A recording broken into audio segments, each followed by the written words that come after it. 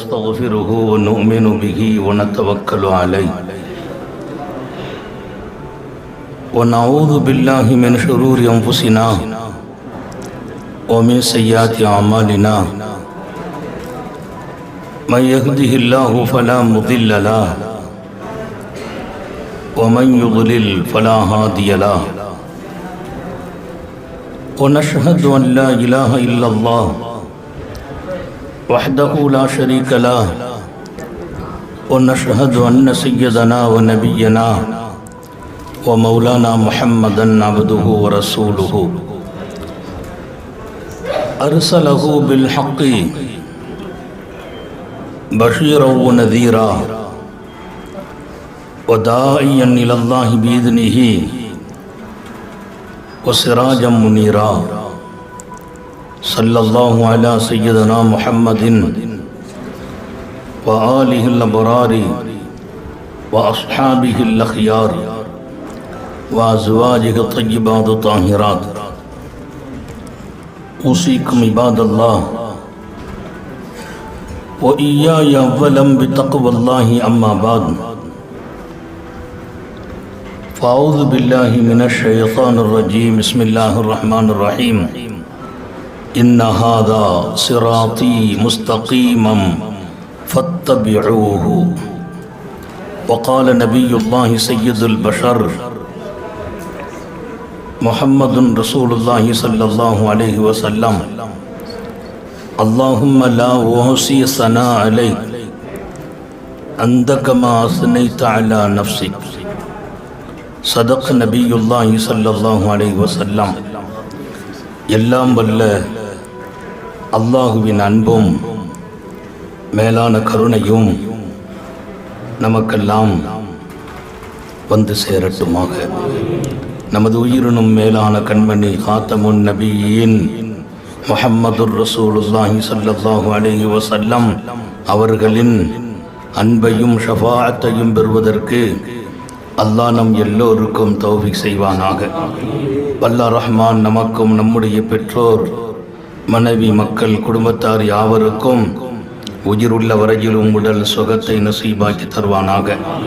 மருத்துவமனை கஷ்டம் அதன் சிரமம் செலவுகளிலிருந்து நிரந்தரமான பாதுகாப்பை அல்லாஹ் நம் எல்லோருக்கும் கொடுத்தருள் புரிவானாக. வானம் பூமியினுடைய ஆபத்துகளை விட்டும் முசீபத்துகளை விட்டும் கெட்ட முடிவுகளை விட்டும் நம்மையும் நம் குடும்பத்தையும் பாதுகாத்தருள் புரிவானாக. அவனுடைய படைப்புகளின் தீங்குகள் அனைத்திலிருந்தும் நம்மையும் நம் சமூகத்தையும் காத்தருள் புரிவானாக. இவர்களுக்கென்று பெருமானார் இபாதத்துக்கென்று லzzத்திற்குன்னு சொன்னாங்களா இல்லையா? ஹதீஸ் உண்மைதானே. இபாதத்துக்கு சுவை இருக்குதுன்னாங்க, திக்ருகளுக்கு சுவை இருக்குதுன்னாங்க. சாபாக்களை பார்த்து சொன்ன ஒரு செய்தி உங்களுக்கு தெளிவாகணும். நீங்கள் வீட்டுக்குள்ளே திக்ரு செய்வீர்களே ஆனால், வெளியிலும் திக்ரு செய்வீர்களே ஆனால், அவன் நினைவை உங்களோடு வைத்திருப்பீர்களே ஆனால் உங்களை நோக்கி மலக்குகள் படையெடுப்பார்கள் என்றார். அவன் நினைவு உங்கள்கிட்ட எல்லா இடத்திலும் இருக்கான். இந்த ஹான்கா, இந்த ஆன்மீக பாட்டை தரீகா, இதனால் சில பேருக்கு என்னான்றே புரியல. இதனுடைய நோக்கம் எல்லாம் ஒரு மூமின் எங்கிருந்தாலும் அவன் அல்லாஹுடைய நினைவோடு வாழ வேண்டும். சம்பாதிப்பதுக்கெல்லாம் தடை இல்லை, வியாபாரம் செய்கிறதுக்கு தடை இல்லை, இல்லற வாழ்க்கைக்கு தடை இல்லை.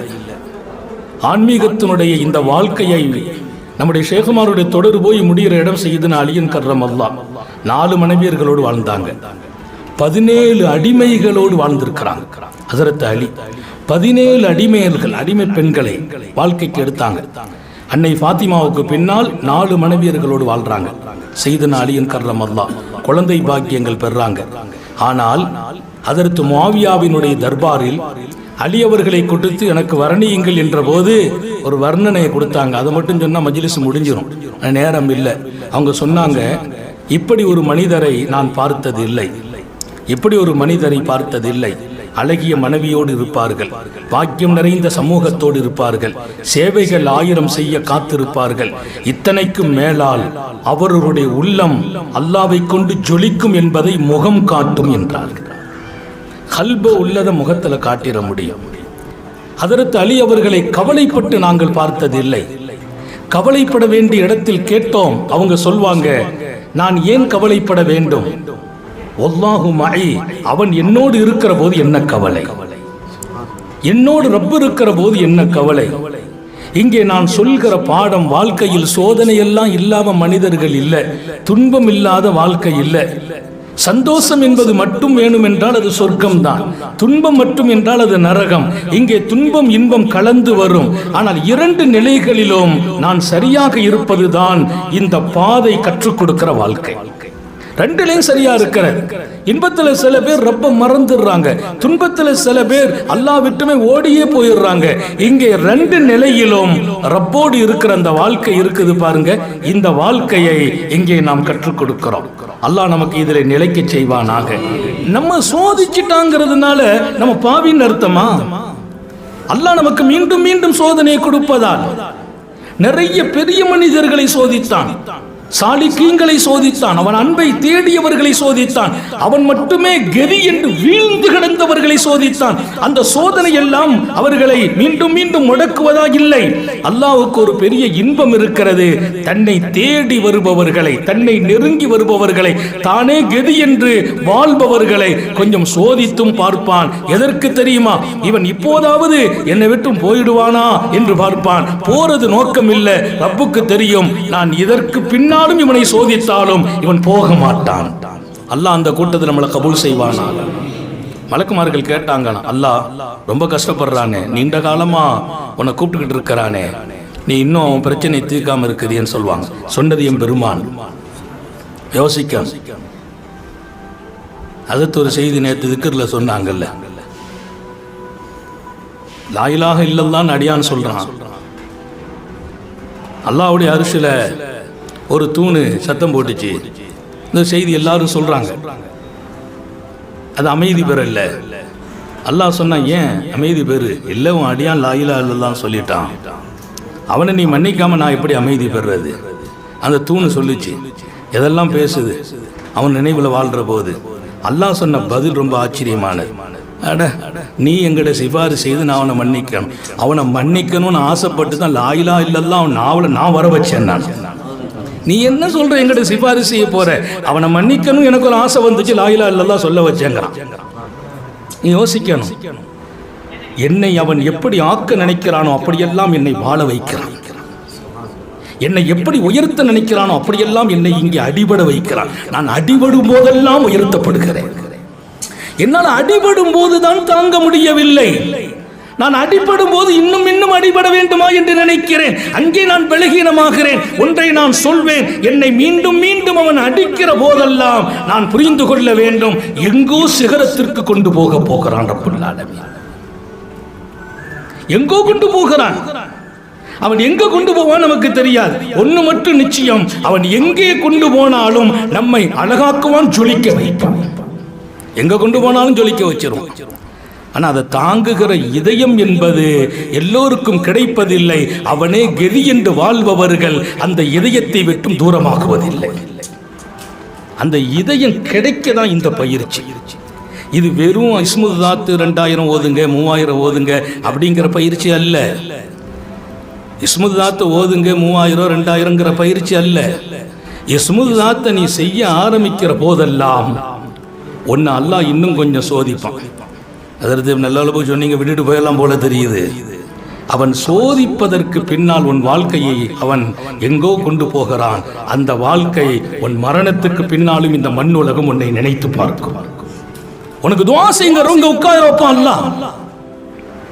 மலக்கு கேட்டார், ரொம்ப நாளா பாவம் அழுதுட்டு இருக்கிறான், கெஞ்சிட்டு இருக்கிறான், கேட்டுட்டு இருக்கிறான். எத்தனையோ பேருடைய பிரச்சனையை தீர்க்க நீ அனுப்பி வைத்தாய், ஆனால் அந்த ஆளுடைய பிரச்சனை இன்னும் நீ தீர்க்கலையேன்னு சொல்கிறான் அல்லாஹ். அல்லாட்ட மலக்கு சொன்னாங்க, இதை சொல்றது பெருமானார் ஸல்லல்லாஹு அலைஹி வஸல்லம். எத்தனையோ நாட்களாக தன் பிரச்சனை குறித்து பேசுகிறான், அழுகிறான், கண்ணீர் வடிக்கிறான். ஆனால் நீ கண்டுகிடாம இருக்கிறிய ரப்பே என்று அல்லாஹ் சொன்னானா, அவன் கண்ணீரும் அவன் அழுகையும் அவன் கதறுவதும் அதில் எனக்கு ஒரு இன்பம் இருக்கிறது என்றான். அவன் கண்ணீரில் எனக்கு ஒரு சந்தோஷம், அவன் கதறுதல் எனக்கு ஒரு சந்தோஷம், அவன் கெஞ்சி கேட்பதை நான் இனிமையாக கேட்கிறேன், கொஞ்ச நாளைக்கு விட்டுடுங்கன்னா. ஏன், இவன் கொடுத்துட்டா கொஞ்சம் கண்ணீரை குறைச்சிக்கிடுவான், கெஞ்சுவதை விட்டு விடுவான்.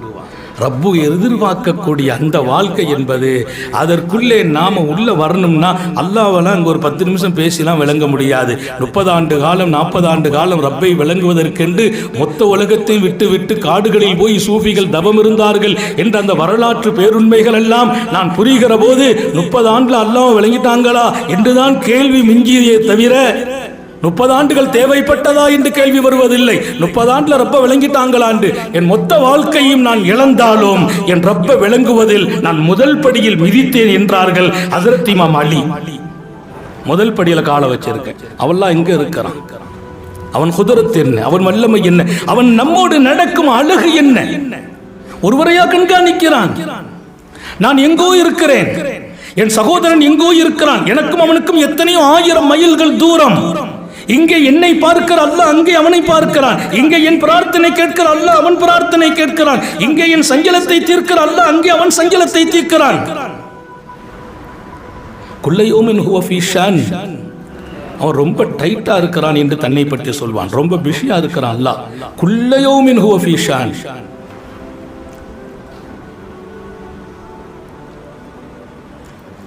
நம்ம கேட்டு அவன் காதுல விழுமா நான் நினைச்சிட்டேன்னா என்னுடைய ஈமானை நான் சரி செய்யணும்னு சொன்னான். என்னையா பார்க்க போறான், நான் நினைப்பதுதான் தவறு. என் கூட அவன் இருக்க போறான், நான் நினைச்சதுதான் தப்பு. குடிகாரனை கூட அவன் பார்க்கிறான், குடிகாரனை கூட அவன் சீராக்கிறான், குடிகாரனோடு கூட அவன் இருந்து அவனை அல்லாஹ் செம்மைப்படுத்துகிறான். அவன் குடிகாரன் தான்.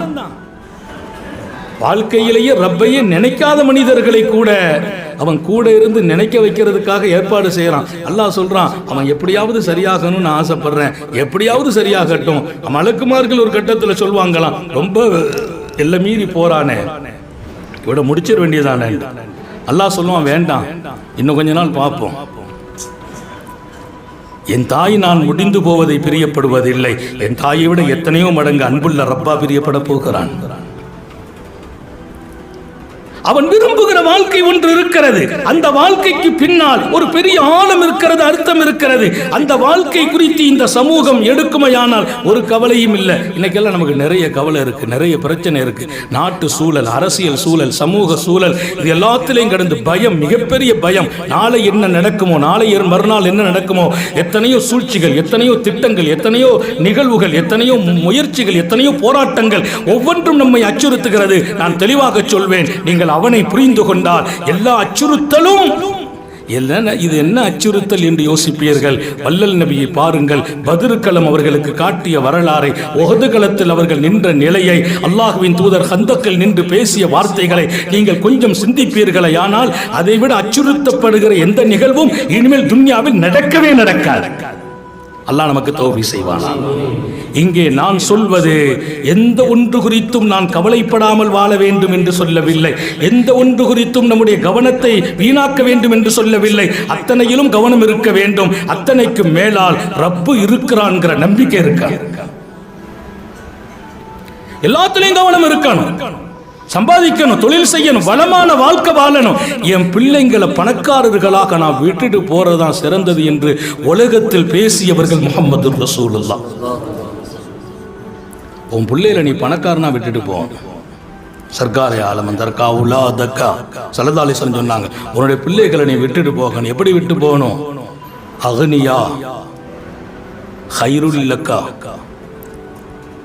ஸல்லல்லாஹு அலைஹி வஸல்லம், உன் பிள்ளைங்களை நீ பணக்காரங்களா விட்டு போறது உனக்கு சிறப்பு. எப்படி விட்டு போறது இல்லை, எப்படி விட்டு போகின்ற நிலையை விட இமாம் புகாரி எழுதுவார், ஏழைகளாக 4 பேர்கிட்ட போய் கையேந்தி வாழ்கிற இடத்துல விட்டுட்டு போறதை விட உன் பிள்ளைகளை நீ பணக்காரரா விட்டு போ, நான் பிரியப்படுறேன் நாங்கள் ஸல்லல்லாஹு அலைஹி வஸல்லம்.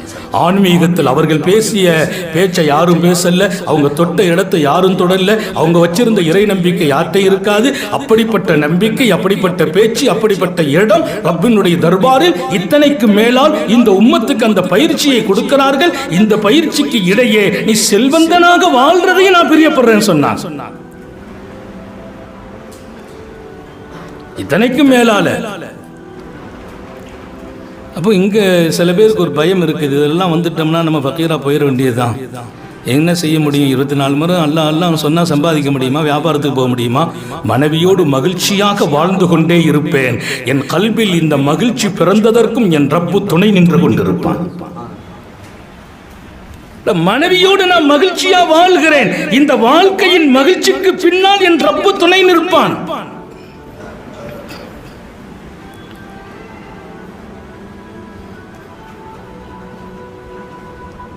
அல்லாமா அபூ உஸ்மான் ஹியரி பெரிய சூஃபி, ஆயிரக்கணக்கான புனிதர்களை உருவாக்கியவர்கள், நூற்றுக்கணக்கான ஆலிம்கள் அவங்க பாசறையில் பயின்றவர்கள். ஒரு சாதாரண முரீது அவங்கள சாப்பிட கூப்பிட்டா நம்மளுக்கு சாப்பிட வாங்கண்டு ஓகேன்னாங்க. பெரியார்களுடைய சுன்னத். ஆள்லாம் பார்க்கறது இல்லை, யாரு கூப்பிட்டாலும் ஓகே. வாய்ப்பு இருக்கணும், டைம் இருக்கணும். முந்தி யாருக்கும் வாக்கு கொடுத்துருக்க கூடாது. விருந்தை ஏற்பதுக்கு சுன்னத்து சிலது இருக்குது. சர்க்காரி ஆலம் செல்லந்தாலும் கற்றுக் கொடுத்துருக்கிறாங்க. விருந்தை ஏற்பதில்லை. உனக்கு 2 பேர் சாப்பாடு சொன்னா யாரு முந்தி சொன்னாங்களோ அவங்களுக்கு கட்டுப்படுனாங்க. 2 பேர் சாப்பாடு சொல்றாங்க, அப்போ என்ன செய்யணும்? யாரு முந்தி சொன்னாங்களோ அவங்களுக்கு கட்டுப்பாடு. அஜிப் அல்லதி சபகா, யார் முந்தி வந்து சாப்பிட கூப்பிட்டாங்களோ கட்டுப்படணும். ஒருத்தர் கூப்பிட்டார், லுஹர்ல வந்து கூப்பிட்ற, ஹதரத்து 4 மதியம் நம்ம வீட்டில் சாப்பாடு உண்டு ஓகேன்ட்டேன். ஒருத்தர் அசருக்கு வந்தார், ஹதரத்து 4 மதியம் நம்ம வீட்டில். அசருக்கு வந்து எனக்கு ரொம்ப நெருக்கமான ஆளு தான், ரொம்ப பிரியமான ஆளு. லுஹருக்கு வந்தவரை விட, ஆனால் நீ லுஹர்ல வந்து சொன்னவர்கிட்ட நீ ஒப்புக்கொள்ளணும், ஏன்னா அவர் முந்தி வந்தார். இப்போ அசரில் வந்து ஒரு சொல்லிடுவேன், எனக்கு லுஹர்ல ஏற்கனவே சாப்பாடு முந்தி போச்சுங்க, அவர் வருத்தப்பட மாட்டார். நீங்கள் நம்ம வீட்டுக்கெல்லாம் வருவீங்களா, உங்களுக்கெல்லாம் கொஞ்சம் பெரியான ஆளாக இருந்தால் தான் போவீங்க, சொல்ல வர இடம் இல்லை. ஏன் என்னுடைய வாழ்க்கை அப்படி அமைச்சுக்கிட்டா, அல்லாவுடைய பேரருள் 30 ஆண்டுகள் 32 ஆண்டுகள் யார் முதல்ல கூப்பிட்டாங்களோ அவங்களுக்கு 2வது யாராவது கூப்பிட்டா எனக்கு முந்திட்டுன்னா அந்த பேச்சு அப்படியே பரவிடும். அதற்கு ஏற்கனவே வாதா கொடுத்துட்டாங்களாமே. இந்த பேச்சு இன்னைக்கு நம்ம ஊரில் நான் இங்கே இருக்க பள்ளிவாசல் போனால் அதை சொல்லுவாங்க, சாப்பாடு முந்திட்டான், அது போட மாட்டாங்க. எங்கே கல்யாணமான பின்னால் எங்கள் மாமனார் பேசும்போது கேட்பாங்க, வேற எங்கேயும் சாப்பாடு முந்திருக்கா, நாளைக்கு விருந்து வைக்கலாம்னு நினைக்கிறேன், எல்லா மருமகனையும் கூப்பிட போகிறேன்பாங்க. எனக்கு ஆசையாக இருக்கும் போகணுண்டு.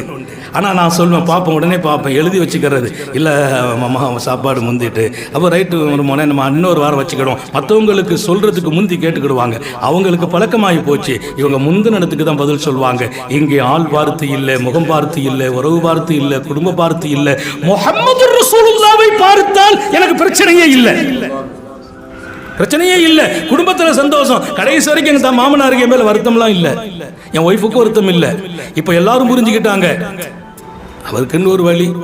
நான் சொல்லுவேன், அப்படி புரியாதீங்க, முஹம்மது ரசூலுல்லாஹ்வுடைய வழி. அவருக்குன்னு ஒரு வழினா நம்ம ஸ்டைலாக நடக்கிற மாதிரியா? நமக்குன்னு ஒரு வழியே கிடையாது, நமக்குன்னு ஒரு பாதையும் இல்லை. முஹம்மது ரசூலுல்லாஹ் என்னுடைய ரோல் மாடல். அவங்க தான் ஷேഖ காமில், வலியே முர்ஷித், எல்லாம் அவங்கள்ட்ட இருந்து தான் எல்லாம் வரணும். சாபி கேட்டாங்க, யா ரசூலல்லாஹ் இதஜித்தமா, 2 பேர் சாப்பிட கூப்பிடுறாங்க, யார் முந்தினாங்களோ பதில் சொல்லுங்க. இதஜித்தமா, 2 பேர் ஒன்னா வந்தா, 2 பேசி வச்சுட்டு வராங்க, நீனும் கூப்பிடு நானும் கூப்பிடுற, எங்க போறாருன்னு பார்ப்போம். இதெல்லாம் பேஷ்மாம்களுக்கு உலமாக்களுக்கு நிறைய போராட்டம்.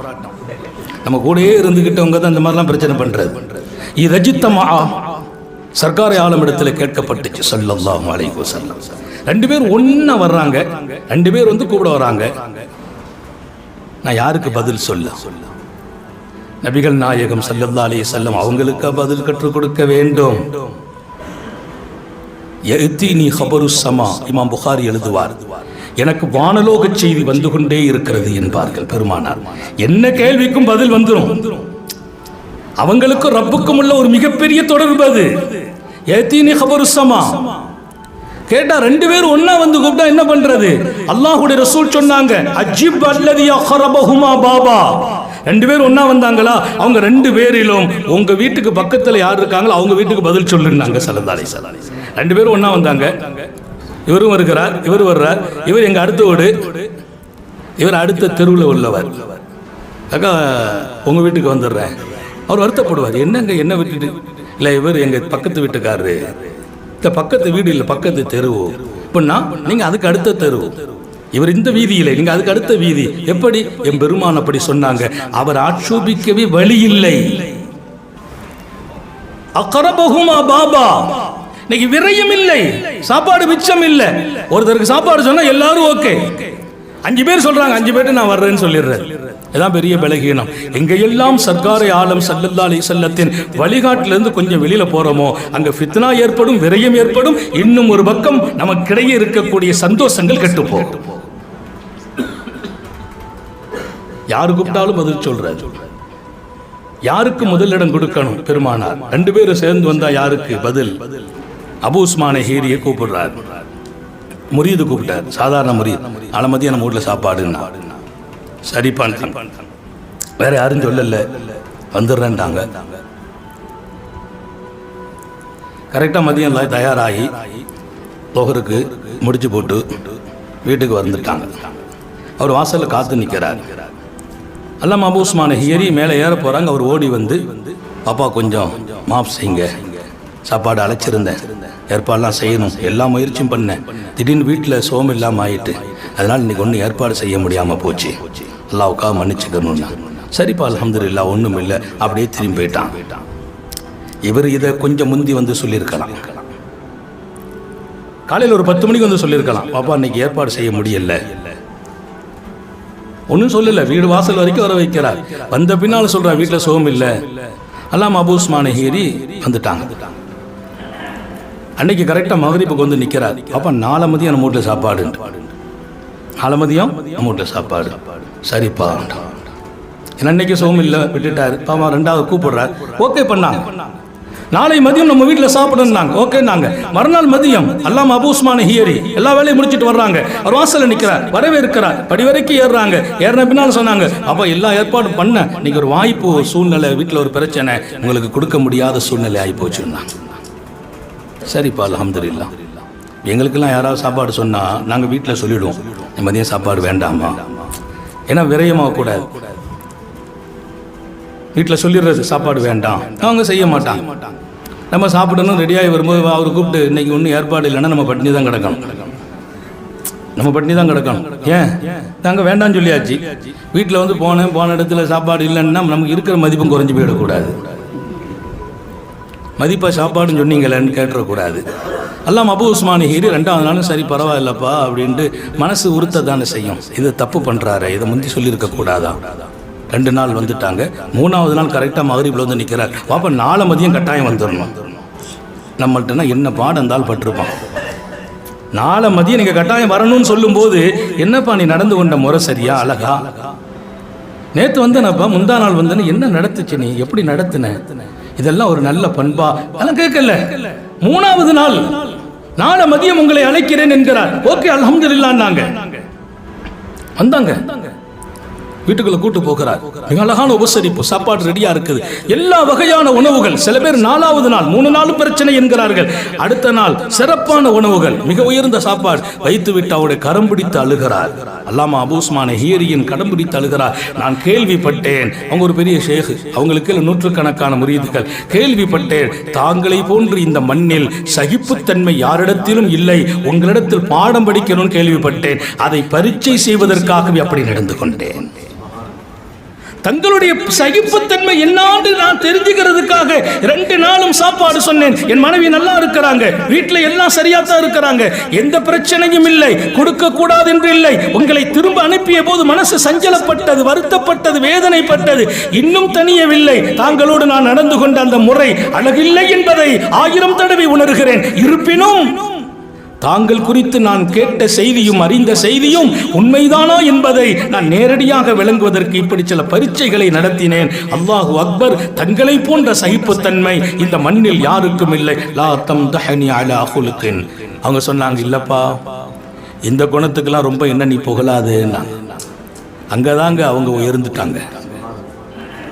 புகழ் வருகிற போதெல்லாம் அதை ஏற்கிற மனமே இல்லாத பெருமக்கள்.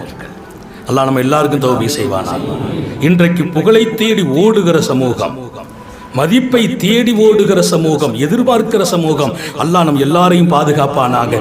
புகழ் கேட்டு வருவதில்லை, புகழ் கேட்டு வருவதில்லை. அவன் சாலிஹீங்கள் தன்னை மறைத்துக் கொள்வார்கள். அல்லாஹ்ட்ட ஒரு சுன்னத் இருக்குது, அவனையே நம்ம காட்டணும்னு விரும்புவான். நம்ம அவனை காட்டணும் எல்லா செயல்லையும். ஒரு காரியத்தை செய்துட்டு அதை அல்லாஹ் செய்தாங்கிறது, ஒரு காரியத்தை சிறப்பாக வெற்றி பெற்ற பின்னால் எல்லாமே ரப்புடைய ஏற்பாடுங்கிறது.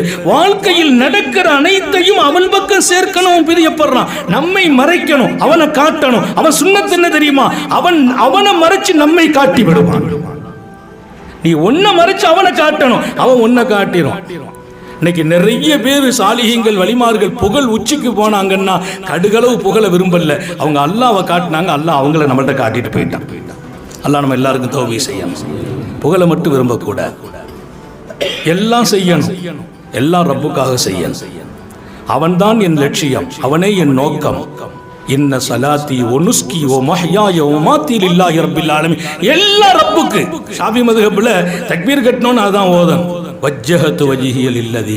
தக்பீர் கட்டின உடனே இந்த முகத்தை அப்படியே ரப்பை ஒன்று முன்னோக்கிட்டேன் சொல்லிட்டு, இன்ன ஸலாத்தி, என் தொழுகை, என் வணக்கம், என் வழிபாடு, என் தியானம் எல்லாம் ரப்பே உனக்கு. தக்பீர் கட்டின உடனே இப்போ இதை நம்ம ஓதுனாலும் கூட இது வார்த்தைகளால் இருக்கிறதே தவிர பல பேருக்கு வாழ்க்கையில் வர்றது இல்லை.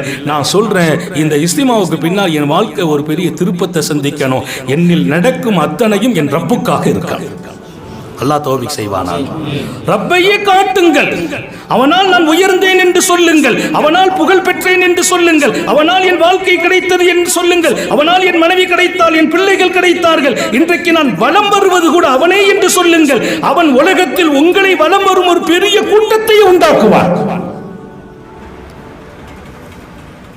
அது நமக்கு ஒரு பெரிய தௌபீக் இருக்குது, அரசியல் வட்டாரத்தில் நமக்கு ஒரு செல்வாக்கு இருக்குது, சமூகத்தில் நமக்கு ஒரு அந்தஸ்து இருக்குது என்று நீங்கள் பேச வந்தால் கொஞ்ச நாள் விட்டு வைப்பான், அப்புறம் உங்களை காணாக்கி விடுவான். அல்லாஹ் சமூகம் கண்டுகொள்ளாமல் வாழ வைப்பான். நம்ம கண்டுகொள்ளணும்னு ஆசைப்படக்கூடாது, நம்ம அவனை காட்டிக்கொண்டே வாழ வேண்டும். நம்மை மரணத்துக்கு பின்னாலும் அவன் காட்டிக்கொண்டே இருப்பான். இன்றைக்கு முஹையத்தீன் அப்துல் காதர் ஜீலானி காட்டப்படுகிறார், இன்றைக்கு ஹஜ்ரத் இமாம் கஸ்ஸாலி காட்டப்படுகிறார், அருமை சஹாபிகள் காட்டப்படுகிறார்கள், நூற்றுக்கணக்கான சூஃபிகள் இந்த சமூகத்தின் நினைவில் இன்றைக்கும் நிறுத்தப்படுகிறார்கள், துஆவை பெற்றுக் கொண்டிருக்கிறார்கள். அதற்கெல்லாம் காரணம் அவர்கள் தங்களை மறைத்தார்கள், அல்லாஹ் அவர்களை வெளியே கொண்டு வந்தான். லா தம்தஹனி ஃபீ குலுகின். இந்த குணத்துக்கு போய் என்ன புகழ்றியான்னு கேட்டாங்க அல்லாம அபூ உஸ்மான் ஹியரி. ஏப்பா இது புகழ்ற குணமா? கான ஃபீ கல்ப். இந்த குணத்தை அல்லாஹ் நாய்க்கும் வச்சிருக்கான். நம்ம சில விஷயத்தில் நாயெல்லாம் உதாரணம் காட்ட மாட்டோம். அவங்க தன்னை லேசா கருதும் போது அதெல்லாம் பெருசா தெரிஞ்சிடும். தன்னை லேசாவே பார்க்கறது.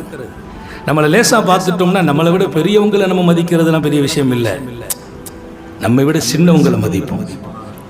நம்மை விட பெரியவங்களை மதித்து தான் ஆக்கணும். நம்மை விட சின்னவங்களை நம்ம மதிப்போம். சும்மா பறக்கத்துக்கு மதிக்கிறது இல்லை. சில பேர் அப்படி நம்ம மதிக்கணுங்கிறதுக்காக நடிக்க மார்க்க அனுமதிக்குது.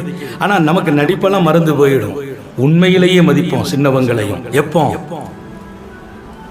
நம்மை நாம் மறைத்து வாழ பழகிற போதெல்லாம், எதிர்பார்க்காத வாழ்க்கைக்கு வருகிற போதெல்லாம் அந்த மறைக்கிற தன்மை உண்டாயிடும். தரீகாக்கள் என்பது வெறும் அவுராதுகளையும் திக்ருகளையும் சொல்லித் தருகிற வாழ்க்கை இல்லை, உன்னை ஒரு சிறந்த இடத்தில் கொண்டு நிறுத்தும் வாழ்க்கை. அல்லாஹ் உன்னை 24 மணி நேரம் கண்காணிக்கிறான் என்று உணர்த்தும்.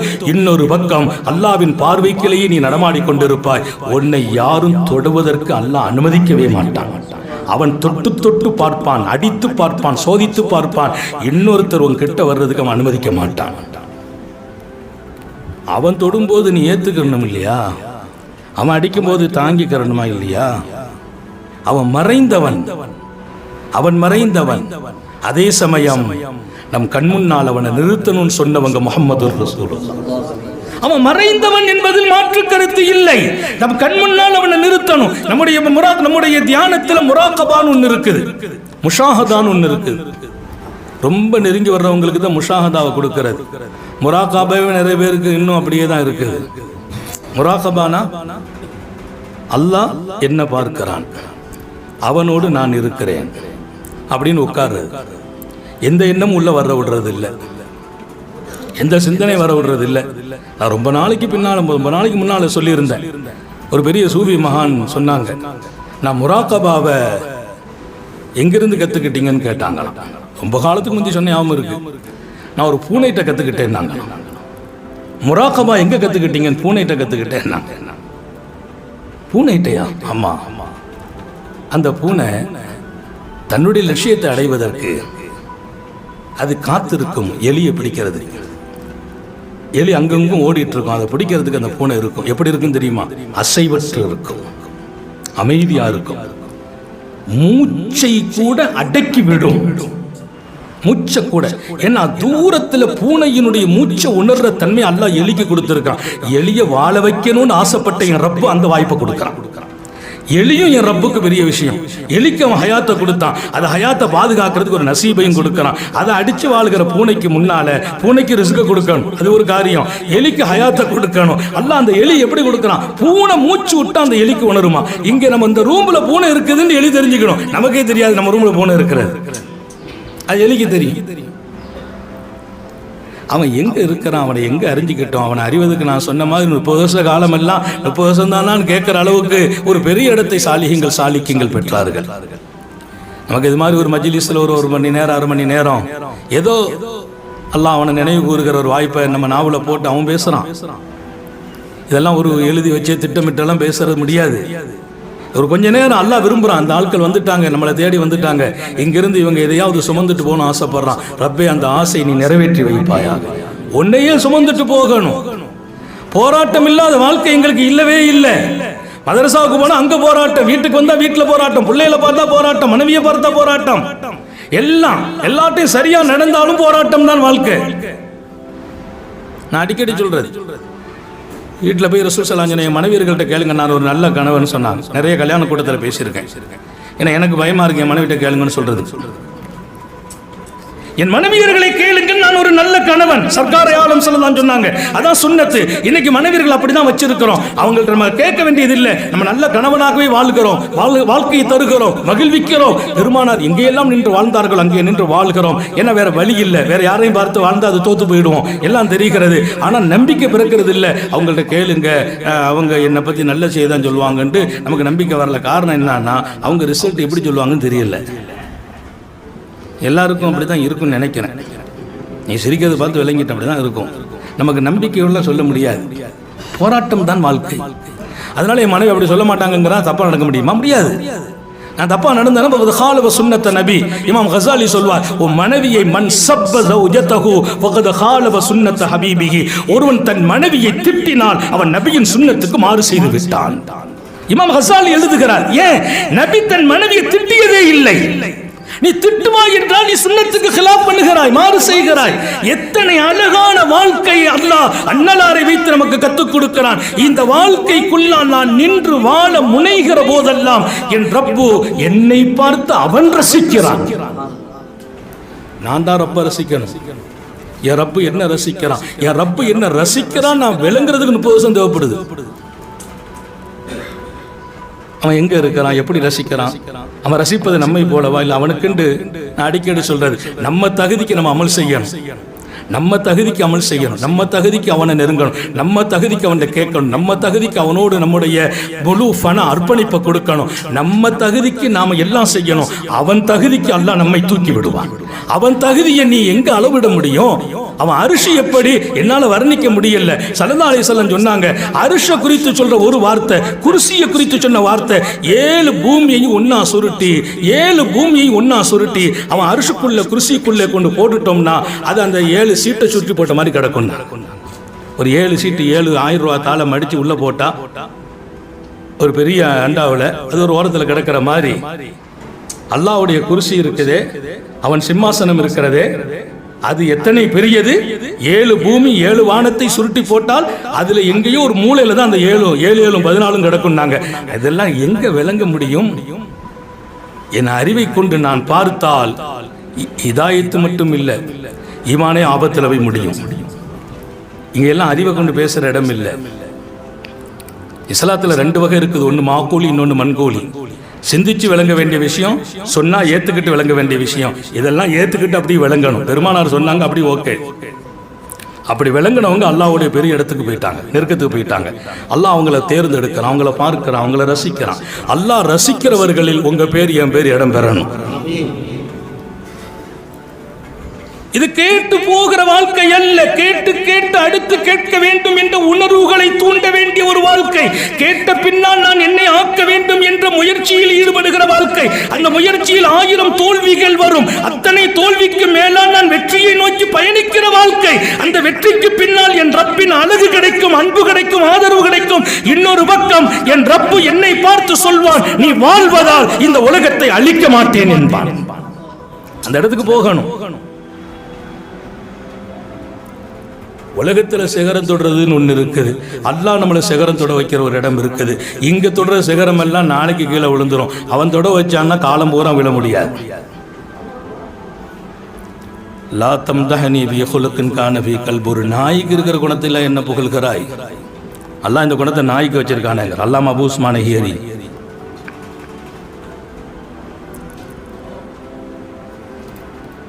ஒரு நாயை பார்த்துருக்கியாப்பா? நாய் பக்கத்தில் ரொட்டி போட்டால் ஓடி வரும். ஒரு ரொட்டி தூக்கி போடு ஓடி வரும்.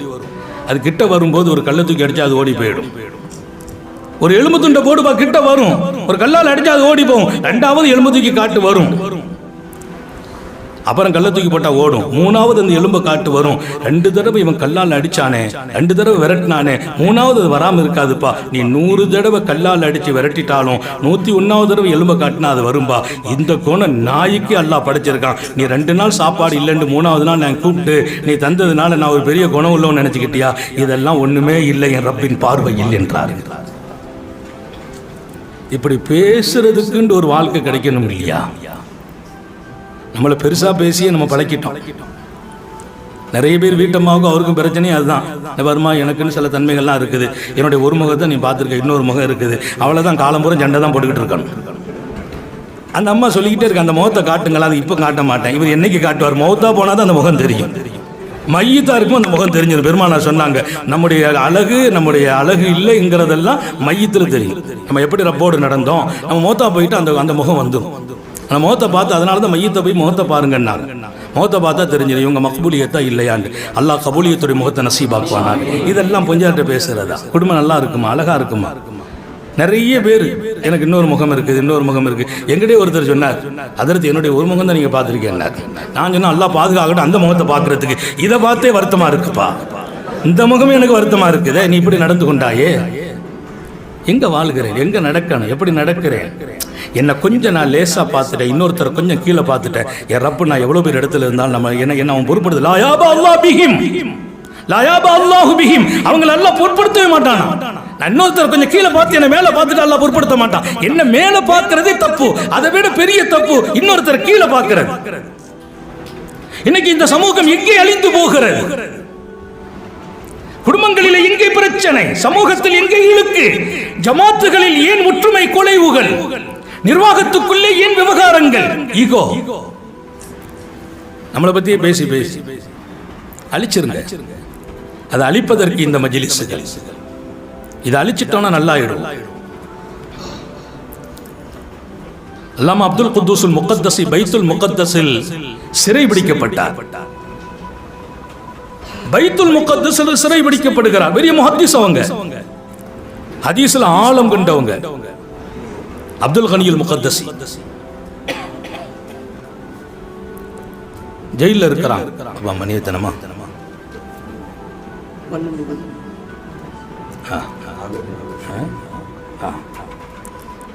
ஏன்னா இந்த பேச்செல்லாம் முடிக்கலாம் முடியாது. டைம் ஆகிட்டா முடிச்சுக்கிறணும். இதுதான் ஹக்கு. உலமாக்கள் இருக்கிறாங்க, மிகச்செல்லாம் சொல்லல. இது ஹக்கு. ரப்பை பற்றி பேசுகிறோம். அவன் யார் என்று விளங்குகிற அந்த பாதைக்குள்ளே நான் நுழையவே முடியாது, விலக்கி வைக்க முடியாது. ஏதோ மேலோட்டமா சில பேர் அவருடைய வாழ்க்கையை சுட்டி காட்ட முடியும். இதை நீங்கள் விளங்கணுங்கிற ஒரு ஆர்வத்தை தூண்டுகிறேன். இப்படி எல்லாம் ஒரு வாழ்க்கை இருக்கிறது என்று நீங்கள் புரிந்து கொள்ளணும். நான் வாழ்கிற வாழ்க்கையை கொண்டு நான் நிறைவு பெற்றதுதான் இன்றைக்கு அத்தனை பிரச்சனைக்கும் காரணம். நான் நிறைவே பெறக்கூடாது. எனக்கே நான் சரியாகவில்லைங்கிற உணர்வை அதிகப்படுத்தும் போதெல்லாம் அல்லாஹ் என்ன சரியாக்கணுங்கிற இடத்துல கொண்டு நிப்பாட்டி வைக்கிறான். அல்லாமா அப்துல் குத்தூஸுல் அப்துல் கனியுல் முகத்தஸி சிறைபிடிக்கப்பட்டாங்க. எங்க சிறைபிடிக்கப்படுறாங்க? பைத்துல் முகத்தஸில். பெரிய சூபி, பெரிய ஹதீஸ் ஆய்வாளர். அவங்க கூட அந்த சிறையில் நிறைய யூதர்கள் கிறிஸ்தவர்கள்லாம் உள்ள இருந்தாங்க. அன்னைக்கே சில பேரை செய்து பிடிச்சிருக்காங்க, யூதர்களை கிறிஸ்தவர்களை. அவங்கெல்லாம் ஈமானோட இஸ்லாத்தோட சில பிரச்சனைகள் மோதல் வந்த போது பிடிச்சி உள்ள போட்டப்பட்டிருக்க. அவங்க கூட இந்த ஆட்களும் தங்கியிருந்தாங்க. அல்லாமா அப்துல் கனியுல் முகத்தஸி ரஹ்மத்துல்லாஹி அலைஹினுடைய வாழ்க்கைங்கிறது அவங்க ரப்ப மறப்பதற்கு எந்த ஒரு நிமிடமும் இல்லை என்பதை தாண்டி அல்லாஹ்வுடைய சிந்தனை விட்டு அவங்க தூரமா போன நேரமே கிடையாது. அல்லாஹ் நம்ம எல்லாருக்கும் நசீபாக்கட்டும். எப்போதுமே எல்லாரையும் மேல பார்ப்பாங்க. நான் முதல் செய்தி சொன்னேன் பாருங்க, நம்ம மேல பார்க்கறது கூட தப்பு இல்லை, நம்மள அது பெரிய தப்பு. அது கூட இன்னைக்கு நம்மளை பொறுத்த தப்பு இல்லை, இன்னொருத்தர் கீழே தான் பார்க்க கூடாது. அல்லாமா ஹசனுல் பஸ்ரி மாதிரி ஒரு ஆலிமே இல்லை இந்த மண்ணில். இந்த உம்மத்தினுடைய முதல் ஆலிம், பெரிய ஆலிம், நபியினுடைய குடும்பத்தில் வளர்ந்தவர். உம்மு சலமாவுடைய வீட்டில் வளர்ந்தாங்க. ரசூலுல்லாஹ் இந்த வீட்டில் படுத்தாங்க, அந்த வீட்டில் வளர்ந்தவங்க ஹசன் பஸ்ரி ரஹ்மத்துல்லாஹி அலைஹி. பெரிய ஸ்ரீதேவி அரசாங்கம் அன்னைக்கு எல்லாரையும் பிடிச்சி உள்ள வச்சாங்கன்னா அவங்களுக்கு தான் பயந்துச்சு அரசாங்கம். ஹஜ்ஜாஜ் இப்னு யூசுப் பயந்து ஒருத்தர் இருக்கிறாருன்னா ஹசன் பஸ்ரி தான். அவள்கிட்ட இருந்த இல்முக்கு மேல தக்வா. அல்லாஹ் ரெண்டையும் நசீபாக்குவானா. இல்மும் இருக்கணும், அந்த இல்முக்கு மேலே அதை எப்படி பண்படுத்தணுங்கிற நிலை, அதான் தக்குவா. அந்த இல்மை எப்படி கரெக்டாக கொண்டு போகிறது. இல்லைன்னா இல்மை நம்மளை கீழே கொண்டு போட்டுரும். நமக்கு இருக்கிற இல்மை நம்மளை கீழே போட்டு. அல்லாமா ஹசனுல் பஸ்ரி ரஹ்மத்துல்லாஹி அலைஹி வர்றாங்க. பயணத்தில் ஒரு கிராமத்துக்குள்ள நுழையிறாங்க. ஜமாத்துக்கு ஒரு 10 நிமிஷம் வந்து பள்ளிவாசல் நுழைஞ்சிட்டாங்க. மகரிப தொழணுண்டு உள்ள வந்து உட்கார்ந்து இருக்கிறாங்க. முதல் சப்புல பாங்கு சொல்றாங்க. பாங்கு சொன்ன உடனே அங்க இமாமாக உள்ள வர்றவங்க அவங்களுக்கு மனசுக்கு ஒத்துக்கிடல. அல்லாமா ஹபீபுல் அஜமி இமாமா வருகிறார். ஹபீபுல் அஜமி. இந்த அரபுகள் பூரா நமக்கு வச்சிருக்கிற பேர் அஜமி. நமக்கு வச்சிருக்க பேரு அஜமினா என்ன? ஊமென்று அர்த்தம். அவங்க மட்டும்தான் பேசுகிற ஆட்கள், நம்ம பேச தெரியாத ஆட்களுங்க அப்படிங்கிற ஒரு பாணியில் அது ஒரு மாடல். அதுக்கு நிறைய பொருள் எழுதுறாங்க நம்முடைய லொகவி இமாம்கள். அதுக்குள்ள நான் போக முடியாது. ஹபீபுல் அஜமி அவங்க அந்த பேரை தனக்கு சொந்தமாக்கிட்டவங்க. அவங்க இமாமா வர்றாங்க. வந்த உடனே அல்லாமா ஹசனுல் பஸ்ரி காமன் நேரத்துக்கு முந்தைய பள்ளிவாசல் உட்கார்ந்தவங்க. அவங்கள பார்த்த உடனே யோசிக்கிறாங்க, ஆஹா இவங்க லஹன் செய்வாங்களே, கிராத்த லஹன் செய்வாங்க. எழுத்த ஒழுங்கா ஓத மாட்டாங்க, ஒழுங்கா உச்சரிக்க மாட்டாங்க. இவங்க அஜமி, அரபி இல்ல. இவங்க பின்னால தொழுத நம்ம தொழுக ஃபசாத் ஆயிடும் அப்படிங்கிற ஒரு எண்ணம். அவங்க உள்ள வந்து காமணி நேரம் ஜமாத்துக்காக காத்திருந்தவங்க இவங்களை பார்த்த உடனே வெளியில போயிட்டாங்க. தொழாம வெளியில போயிட்டாங்க. எங்கேயாச்சும் போய் தொழுதுக்கிடுவோம். ஆரம்ப ஸ்டேஜ். பின்னாலெல்லாம் நீங்க பாத்தீங்கன்னா 2 பேரும் பெரிய நண்பர்கள் ஆயிட்டாங்க. ஒருத்தர் ஷேഖா, ஒருத்தர் முரீதா ஆயிட்டார். ஹபீபுல் அஜமியும் ஹசனுல் பஸ்ரி பின்னால் உள்ள வாழ்க்கை போயிட்டாங்க. தொழல, வெளியில போய் தொழுதுட்டாங்க. அன்னைக்கு ராத்திரி படுத்திருக்கிறாங்க. ஹபீபுல் அஜமி அவர்களுக்கு பின்னாலே நின்று தொழுகிற பாக்கியத்தை இழந்த அல்லாமா ஹசனுல் பஸ்ரி ரஹ்மத்துல்லாஹி அலைஹி அன்னைக்கு இரவு படுக்கிறாங்க. படுக்கிற போது இவங்களுக்கு என்ன வந்துச்சு? பெரிய ஆலிம், ஒரு பெரிய மிகப்பெரிய சாம்ராஜ்யம் அவங்க கையில் இருக்குது. உலமாக்கள் எல்லாம் அவங்களுக்கு ஒரு பெரிய மரியாதை கொடுக்கிற இடத்துல இருக்கிறாங்க. ஆனா இதை கொஞ்சம் லேசா நினைச்சாங்க. இவங்க கிராத்துல தப்பு பண்ணுவாங்களே, தொழுக கூடாம போயிடுமே, ஃபசாத் ஆயிடுமே அப்படின்னு நினைச்சிட்டு போனாங்க. அன்னைக்கு ராத்திரி படுக்கும்போது அஸ்ரீதி கேட்டது, லவ் சல்லைத கல்ப ஹபீபில் அஜமி லவ் உஃபிரத் தன்புக் ருஃபியாத் தரஜாத்துக். இன்னைக்கு நீங்க ஹபீபுல் அஜமிக்கு பின்னால் ஒரு வாய்ப்பை கொடுத்தேன், அங்க மகரிப தொழுதிருப்பீர்களே, ஆனால் உங்க வாழ்க்கையின் மொத்த பாவம் மன்னிக்கப்பட்டிருக்கும், உங்க அந்தஸ்து உயர்த்தப்பட்டிருக்கும். அழுதாங்க, கண்ணீர் வெடிச்சாங்க ஹசன் பஸ்ரி ரஹ்மத்துல்லாஹி அலைஹி. தப்பு பண்ணிட்டோமே, என் நஃப்ஸை எவ்வளவு அடக்கினேன், என் நஃப்ஸுக்கு எவ்வளவு பாடம் கொடுத்தேன், பயிற்சி கொடுத்தேன். ஆனால் அது ஒரு சந்தர்ப்பம் பார்த்து அல்லாஹ் என்னை மன்னிக்கும் வாய்ப்பை கொடுத்த பின்னால், அங்கே கொண்டு உட்கார வைத்த பின்னால், என் தரஜாவை தூக்கி நிறுத்துவதற்கு என் ரப்பே ஆசைப்பட்ட பின்னால் இந்த நஃப்ஸ் என்னை பாழாக்கி விட்டது என்று அழுதார்கள். நம்ம வரணும் அப்படியே வந்துட்டு இருப்போம். இந்த சபையில் உட்காரான்னு போய் யாராவது சொல்லுவான், சரி என்னத்தை பேசிட போறாங்கன்னு போயிடுவோம். ஆனால் நஃப்ஸ் நம்மளை கெடுத்து கூட்டு போயிடும். நீங்கள் இங்கே இருந்தீங்கன்னா நிச்சயமாக அல்லாஹ்வை பற்றி சிந்திக்கிற ஒரு நசீபு கிடைக்கும். அது பெற விடாது. கரெக்டாக ஒரு ஃபோன் வரும். சில பேர் ஃபோன் வந்து வச்சுட்டே போவாங்க பாருங்க. நீங்கள் புரிஞ்சுக்கணும், மாட்டிக்கிட்டாருன்னு அர்த்தம். கரெக்டாக குரான் எடுத்து ஓதும் போது யாராவது சந்திக்க வருவாங்க. இப்போ நமக்கு 2 சுன்னத்து இடிச்சிட்டு இருக்கு. ஓதும் போது யார்ட்டையும் பேசக்கூடாது, வந்தவங்களை கண்ணியப்படுத்தணும். என்ன பண்றது? பெருமானார் சொன்னாங்க, வந்தவங்களை கண்ணியப்படுத்தணும். சர்க்கார ஆளும் தொழுதாங்க, ரொம்ப நேரம் நின்று தொழுவாங்க, நிறைய சூறா ஓதுவாங்க, கால்வீங்க தொழுவாங்க. பகலில் கூட சூரத்துல் நிசாவும் முடிக்கிறாங்க, சூரத்துல் பக்கராவும் முடிக்கிறாங்க சின்ன தொழுகையில். அப்படி பெருமானார் நின்று தொழுகிற அந்த நேரம் ஒருத்தர் பக்கத்தில் வந்து உட்காருகிறார் நபியை பார்ப்பதற்கு. அப்போ தான் தக்பீர் கட்டினாங்க ஸல்லல்லாஹு அலைஹி வஸல்லம். அவர் உட்கார்ந்துருக்கனால வேகமாக தொழுதாங்க, சலாம் கொடுத்தாங்க, அவரை சந்திக்கிறாங்க, பேசுகிறாங்க. பேசுறாங்க. சஹாபாக்கள் கேட்டாங்க, நாயகமே நீண்ட நேரம் தொழு வந்த தொழுகை சுருக்கினீங்கன்னா இவ்வளவு சுருக்கிட்டீங்களே, அல்லாஹ்வுடைய ரசூல் சொன்ன வாழ்க்கை என்ன தெரியுமா? அவர் உட்கார்ந்த போது அவர் என்னை எதிர்பார்க்கிறார், என்னிடத்தில் ஏதோ பேச வந்திருக்கிறார், அவருடைய ஹக்கை நான் நிறைவேற்றுவதற்கு முடித்துக் கொண்டேன். அந்த குணத்தை எல்லாம் உலகத்தில் எங்க போயும் பெற முடியாது. அங்க நமக்கு எந்த ஒரு குறுக்கீடும் இல்லை. அல்லாஹ் விடுறது, அல்லாஹ் விடவா அடியான் பெருசு? நான் அப்படி யோசிச்சேன்னா நான் 1000 தடவை யோசிச்சுட்டே தான் இருக்கான்.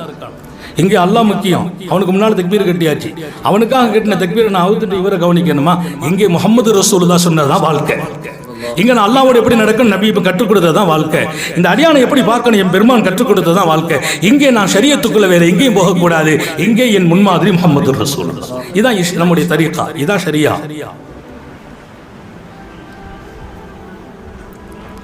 அந்த வாய்ப்பு கிடைச்சி விட்டுட்டேனே என்று அழுது துடிச்சு போனாங்க. அல்லாமா ஹஸனுல் பஸ்ரி, லவ் ஸல்லைத கல்ப ஹபீபில் அஜமி லகுஃபிரத் ஸன்புக் வ ருஃபிஅத் தரஜாத்துக். உங்க பாவம் எல்லாம் மன்னிக்கிறதுக்கு நான் வச்சிருந்த ஒரு சந்தர்ப்பம் இன்னைக்கு மக்ரிப் தான். உங்க அந்தஸ்தை உயர்த்ததுக்கு நான் வச்சிருந்த ஒரு வாய்ப்பு இன்னைக்கு மக்ரிபோ. அது அவங்க பின்னால நீங்க தொழுது இருந்தா, அதுக்கு பின்னால தான் ஹபீபுல் அஜமி யாருன்னு யோசிச்சாங்க, சிந்திச்சாங்க. ஹபீபுல் அஜமியும் ஹசன் பஸ்ரியும் இப்படி ஆனாங்க. மாத்திரமல்ல, அந்த 2 பேரும் சேர்ந்து வாழ்ந்த வாழ்க்கைக்குள்ளால் கிடைத்த 1000 படிப்பினைகள் இந்த உம்மத்துக்கு இன்னைக்கு பாடமா இருக்கு. இப்ப நமக்கு நம்மை மேல பார்த்ததல்ல தப்பு, அவங்களை கீழே பார்த்துட்டாங்க, அவ்வளவுதான். இவர் தப்பு பண்ணுவாரேன்னு பார்த்தாங்க, கிராத்து சரி இருக்காதேன்னு பார்த்தாங்க, இவளுக்கு பின்னால தொழுத நம்ம தொழுக பசாத் ஆயிடுமேன்னு அல்லாஹ் அதையெல்லாம் தாண்டி அவ கல்ப பார்க்கிறான். அல்லாஹ் அந்த கல்பு என்னோட லிங்க்ல இருக்குது, அந்த கல்பை தான் நான் பார்க்கிறேன், அந்த நாவல வர்ற குறைகளை நான் மன்னிச்சிடுறேன். உச்சரிக்கவே தெரியாதவர் தப்பு பண்ணா அந்த தப்பே தப்பு இல்லை. அவர் பழக வேண்டும், முயற்சி செய்ய வேண்டும்.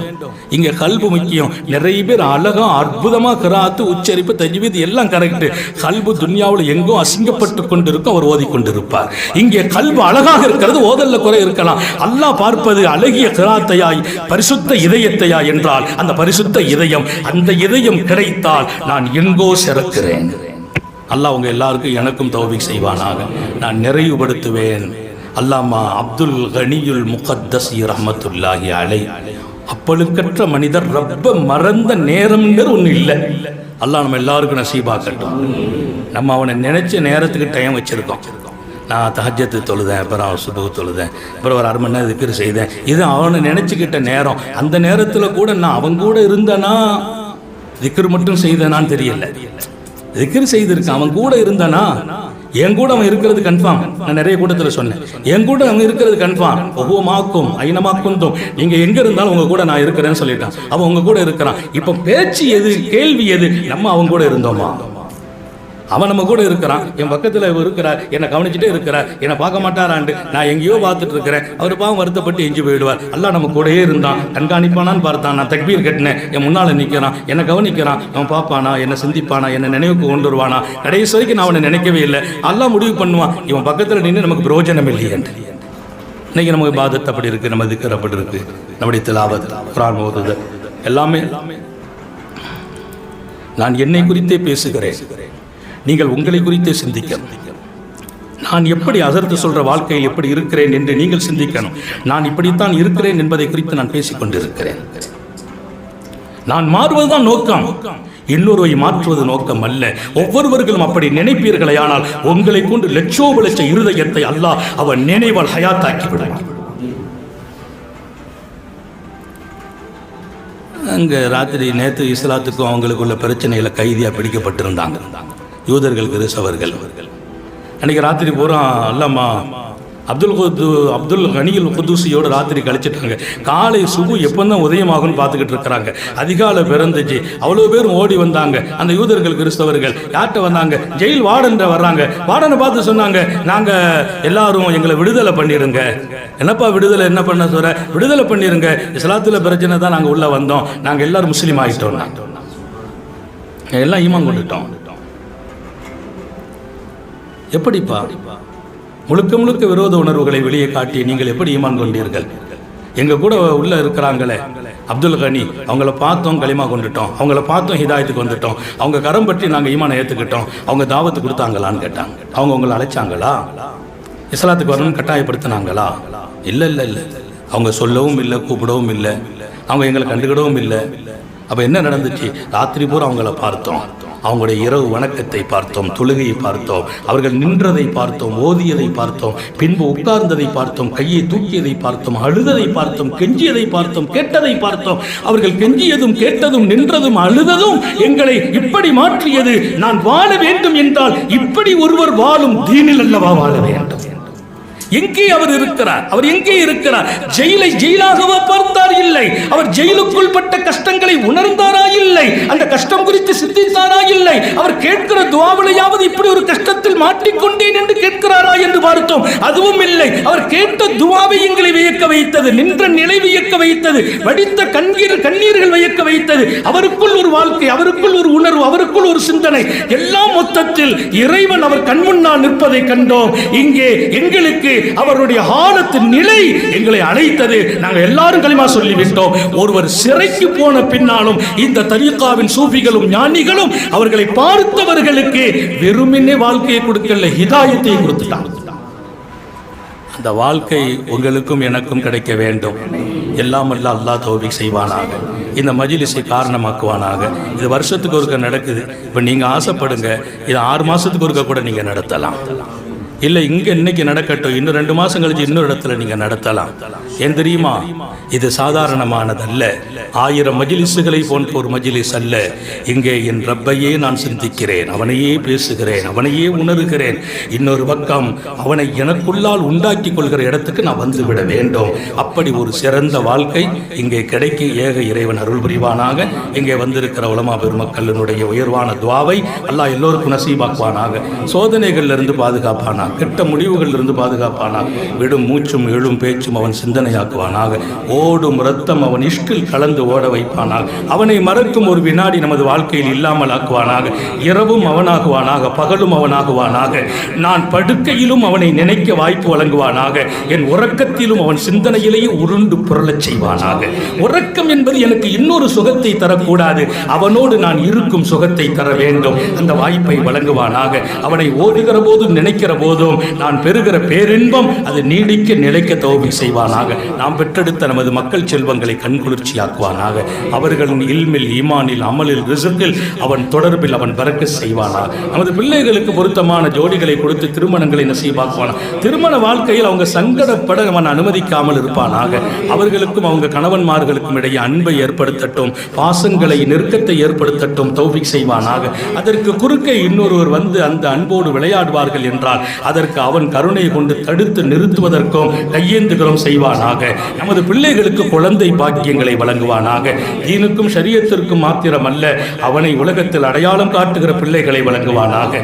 நீண்ட நெடிய நாட்கள் நோய் நொடிகள் இல்லாமல் உடல் ஆரோக்கியத்தோடு மன நிறைவோடு இன்பத்தோடு அல்லாஹுவை நின்று வணங்கி வழிபட்டு வாழும் நசீபையும் பாக்கியத்தையும் எல்லாம் அல்ல அல்லாஹ் உங்களுக்கும் எனக்கும், நம்மை ஈன்றெடுத்த தாய் தந்தையர்களுக்கும், நமது மனைவி, மக்கள், உற்றார் உறவினர் யாவருக்கும் கொடுத்தருள் புரிவானாக. நமது உயிரினும் மேலான கண்மணி சர்க்காரை ஆலம் சுந்தர நபிகள் ஸல்லல்லாஹு அலைஹி வஸல்லம் அவர்களை கனவிலும் நனவிலும் கண்டுகளிக்கும் பெரும் பாக்கியத்தை அல்லாஹ் நம் எல்லோருக்கும் கொடுத்தருள் புரிவானாக என்ற நல்ல துஆக்களோடு உங்கள் எல்லோருடைய துஆ, குறிப்பாக இங்கே வந்திருக்கிற உலமா பெருமக்களின் துஆ, சங்கை மிக்க நமது சர்க்கார் ஹதரத் தாமத் பரக்காத்துகும், இங்கே சங்கை மிக்க நம்முடைய உலமா சபையினுடைய மிகச்சிறந்த வழிகாட்டியும் தன்னடக்கமும் எப்போதுமே ரப்புடைய சிந்தனையும் கொண்டிருக்கிற எங்களுடைய அன்பு பாசம் நிறைந்த ஹதரத் பெருந்தகை முஸ்தபா ரசாதி தாமத் பரக்காத்துகும் போன்ற பெரியவர்கள், இங்கே வந்திருக்கிற அத்தனை சீதேவிகளின் நல்ல துஆவை, பீர்பாய்கள் குலஃபாக்களின் நல்ல துஆவை ரொம்ப ரொம்ப ஆதரவைத்தவனாக என் வார்த்தைகளை நிறைவுபடுத்துகிறேன். வாஹிரு தாவானா அல்ஹம்துலில்லாஹி ரப்பில் ஆலமீன். அஸ்ஸலாமு அலைக்கும் வரஹ்மத்துல்லாஹி வபரகாத்துஹு.